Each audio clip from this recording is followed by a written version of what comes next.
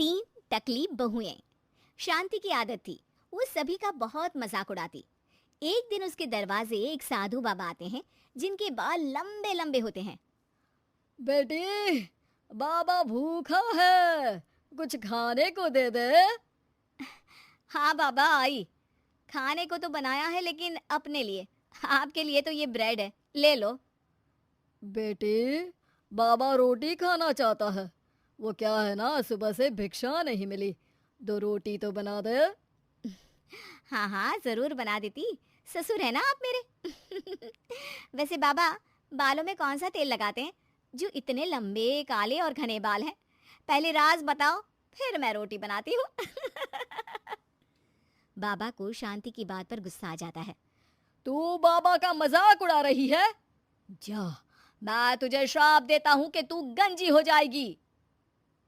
शांति बाबा की बात पर जोर जोर से हंसती है। श्राप? अरे श्राप तो ऐसे बोल रहे हैं जैसे भगवान हो। अरे इतनी ही बात पूरी हो जाती है तो भूखे क्यों घूमते हो? रोटी मांग लिया करो ना। मूर्ख लड़की, तू तो मजाक उड़ाने से बाज ही नहीं आ रही। मैं तुझे और श्राप देता हूँ कि तेरे घर में जो भी औरत आएगी सब गंजी हो जाएगी। बाबा वहां से चला जाता है और शांति के बाल धीरे धीरे झड़ने शुरू हो जाते हैं और एक दिन तो वो पूरी टकली हो जाती है और वो अपने पति से कहती है, हाय रे, इस शहर का पानी भी ना कितना गंदा है। एक मेरे मायके का पानी था जिससे नहाने से बाल ही बाल लहराते थे, और एक तुम्हारा शहर, गंजी हो गई हूं मैं। अरे पर मैं ठीक हूँ, मेरे 3 लड़कों के बाल ठीक है, एक तेरे ही बाल कैसे चलेगा? बात तो कोई और लगती है। लेकिन शांति को जरा सा भी बाबा का श्राप याद नहीं होता। खैर, दिन बीतते हैं, शांति को विग लगाने की जरूरत पड़ जाती है और एक बार पड़ोसन आती है। अरे शांति, तेरे ना तो सास घर में ना ससुर, क्यों सारा दिन सर ढकी रहती है? इतनी संस्कारी तो तू है नहीं। हाँ, अरे क्या बताऊं, पूरे बाल झड़ गए, टकली हो गई हूं मैं, टकली। अरे अरे चुप कर शांति, कोई सुन लेगा। एक काम कर, वो डॉक्टर बाल है ना, उनके पास चली जा, वो तुझे आर्टिफिशियल हेयर लगा देंगे, फिर तो पहले से भी बहुत अच्छे बाल लहलाएंगे तेरे सर पर। शांति डॉक्टर के पास जाती है। डॉक्टर उसे हैरानी से देखता है। क्या हो गया डॉक्टर साहब, कभी टकली औरत नहीं देखी क्या? अरे देखे तो है, लेकिन इतनी टकली नहीं देखी। इतनी टकली से क्या मतलब है? टकली तो टकली होती है ना। अरे नहीं नहीं बहन, मैंने अपने 30 साल के करियर में ऐसी टकली नहीं देखी। अरे ठीक है ठीक है, पहले मेरे सर में बाल उगाने का कितना लगेगा ये बताओ। डॉक्टर सर देखते हैं और कहते हैं, ना जी ना, कुछ नहीं हो सकता, आपके सर पर बाल उग ही नहीं सकते, अंदर तक बंजर है जी आपका सर। शांति मुंह लटकाकर घर आ जाती है। अब कभी वो नकली बाल लगाती तो कभी पल्ले से सर ढकती। दिन बीतते हैं और उसके तीनों लड़के बड़े हो जाते हैं। एक दिन शांति का पति कहता है, मैं सोच रहा हूँ तीनों की शादी एक ही साथ करवा दूं, खर्चे भी बच जाएंगे और 3 बहुएं एक साथ आ जाएंगी, क्यों? हाँ वो तो ठीक है, लेकिन मेरी एक शर्त है। अरे इस शहर में तीनों की शादी करवाएंगे और कल को दूसरे शहर की लड़कियों को यहाँ का पानी सूट नहीं किया तो, जैसे मैं गंजी हो गई वैसे ही वो तीनों भी हो जाएंगी तो।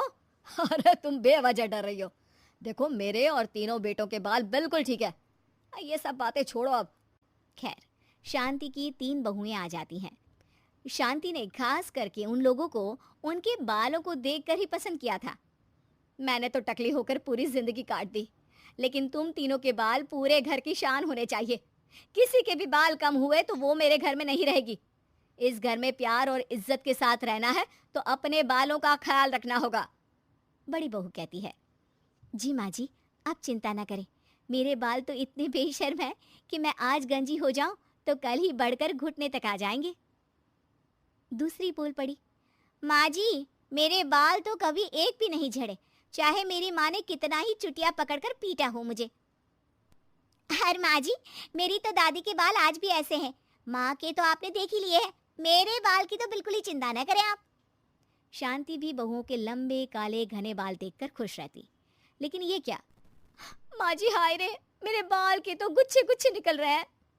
शांति हैरान रह जाती है कि ये क्या, पर फिर भी बाबा की बात उसे याद ही नहीं आती कि इस घर की किसी भी औरत के सर पर बाल नहीं होंगे। ऐसे ही दूसरी और फिर तीसरी बहू के बाल भी झड़ने लगते हैं। शांति सर पकड़कर बैठ जाती है। अरे शांति, क्या हो गया? अब क्यों परेशान दिख रही हो?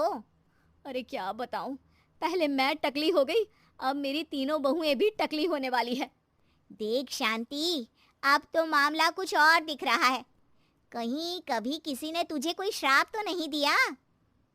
अब शांति का माथा ठनकता है और उसे वो बाबा याद आ जाते हैं। अरे हाँ हाँ, वो बाबा आए थे 20 साल पहले।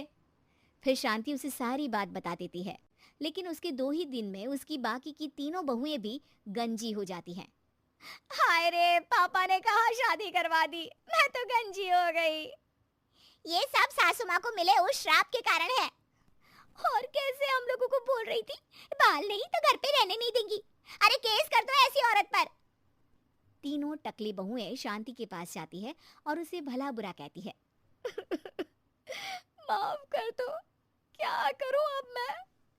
तभी वहां पड़ोसन आ जाती है। मुझे उस बाबा की कुटिया मिल गई है, कल सुबह तुम चारों तैयार रहना। अगली सुबह चारों पड़ोसन के साथ बाबा की कुटिया पर जाती है। ये टकली औरतें कहाँ मेरी कुटिया में घुसी आ रही हैं?